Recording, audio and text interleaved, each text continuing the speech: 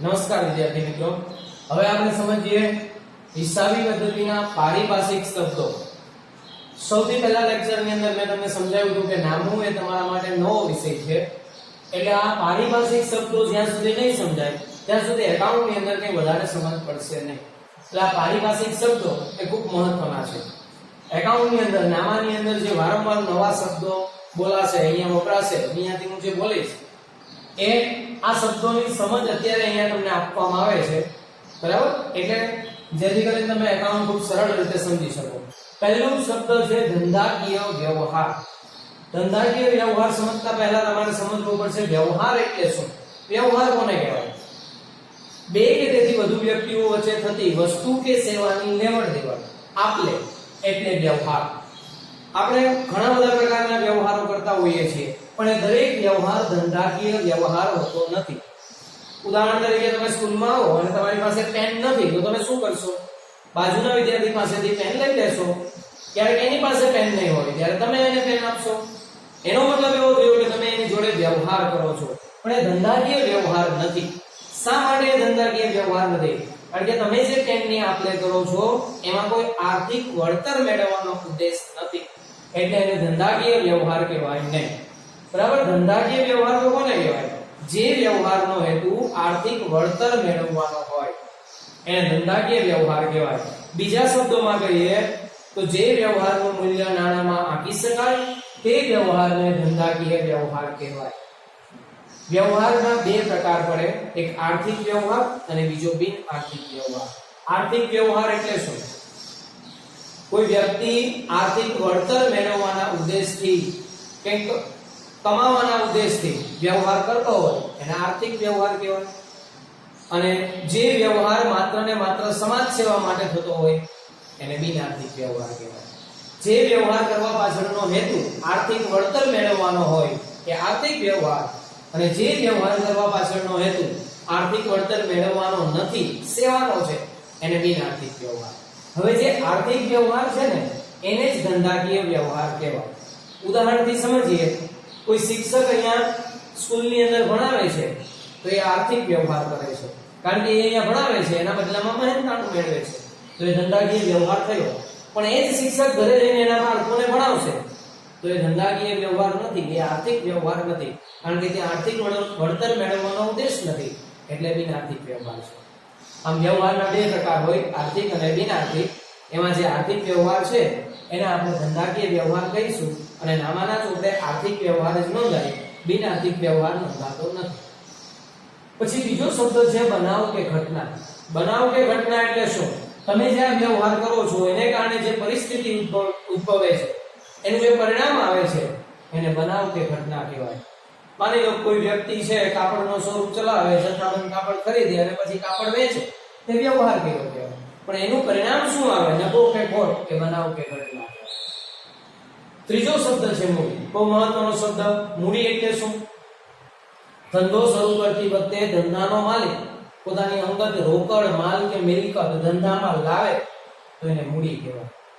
માની લો કોઈને કાપડનો શોરૂમ ચલાવવો છે, કાપડના શોરૂમનો બિઝનેસ કરવો છે કાપડનો, તો એ શોરૂમ તો ભાડે રાખશે, પણ શોરૂમ ભાડે રાખ્યા પછી એમાં કાપડ ખરીદવું પડે, એટલે કે માલ ખરીદવો પડે, ફર્નિચર ગોઠવવું પડે. આના માટે પૈસા જોઈએ કે ફર્નિચર જોઈએ, તો ધંધાનો માલિક પોતાની અંગત રોકડ ધંધામાં લાવશે. ફર્નિચર હશે પોતાનું તો ફર્નિચર લાવશે, કોઈ બીજી મિલકત એની પાસે હશે જે આ ધંધાને ઉપયોગી હોય તો એ ધંધામાં લાવશે. ટૂંકમાં ધંધાનો માલિક ધંધો શરૂ કરતી વખતે કે ધંધાના કોઈ પણ વર્ષ દરમિયાન પોતાની અંગત મિલકત, માલ કે રોકડ ધંધામાં લાવે તો એને મૂડી કહેવાય. ધંધાના ખર્ચ પોતાના અંગત નાણામાંથી ચૂકવે તો પણ એને મૂડી કહેવાય. ત્યાર પછી ચોથો શબ્દ છે ઉપાડ. મૂડીની વિરોધી શબ્દ ઉપાડ. ઉપાડ એટલે શું? ધંધાનો માલિક ધંધામાંથી રોકડ, માલ કે મિલકત લઈ જાય તો એને ઉપાડ કહેવાય. કાપડનો શોરૂમ ચલાવતા હોય વ્યક્તિને પોતાના અંગત ઉપયોગ માટે કાપડની જરૂર પડે તો એ બીજાના શોરૂમમાંથી નહીં ખરીદે, પોતાનું જ લેશે. પોતાના ધંધામાંથી અને પોતાના ઉપયોગ માટે કાપડ લીધું તો એના માટે શું કહેવાશે? ધંધા માટે ઉપાડ કહેવાશે.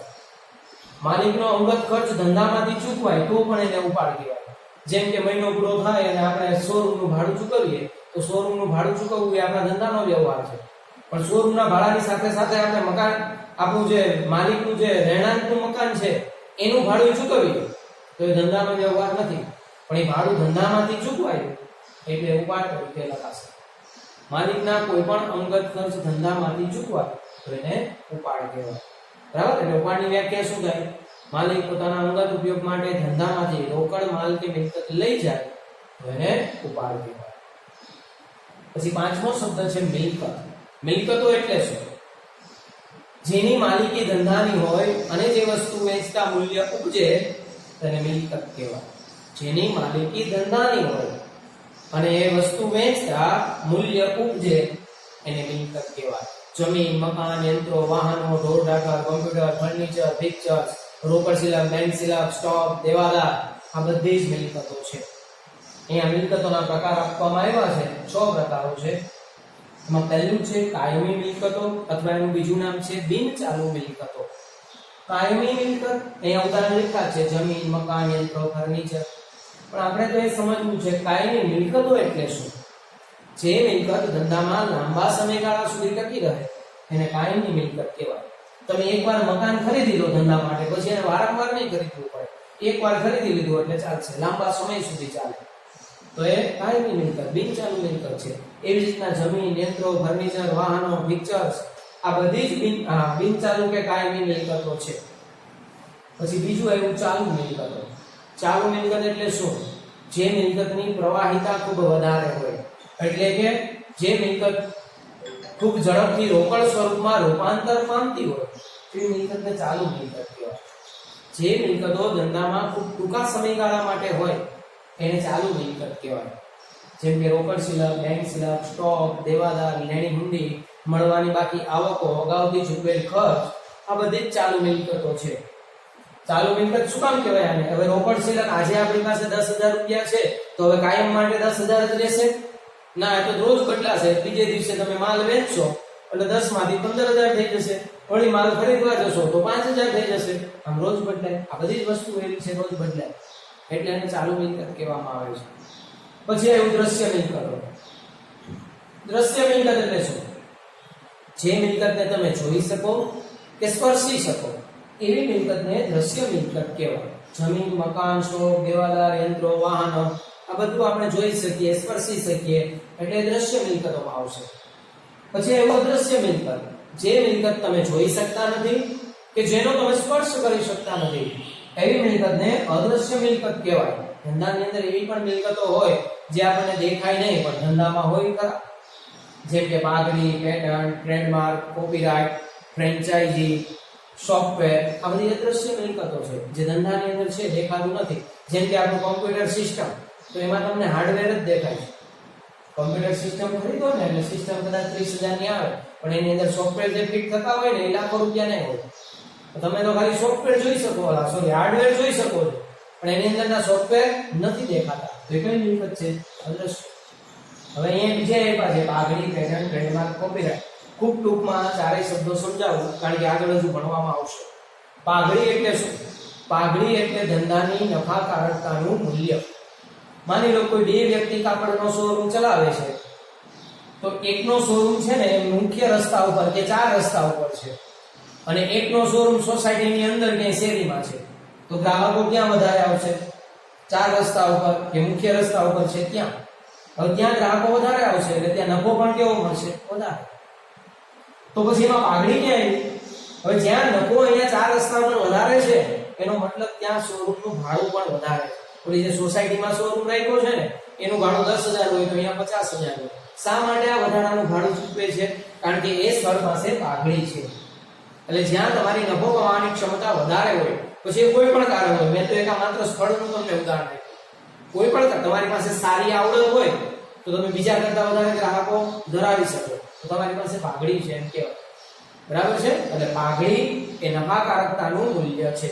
તમે કોઈ ચાલુ ધંધો કોઈનો ખરીદો ને તો એ ધંધામાં જે મિલકતો હોય ને, માની લો 5 લાખની મિલકતો છે પણ જો એનો ધંધો સારો ચાલતો હોય તો તમને 5 લાખને બદલે 10 લાખ રૂપિયા પણ આપવા પોસાય. શા માટે 5 લાખ વધારે આપો છો? કારણ કે એની નફાકારકતા વધારે છે. તો એ ધંધા પાસે પાઘડી છે એમ કહેવાય.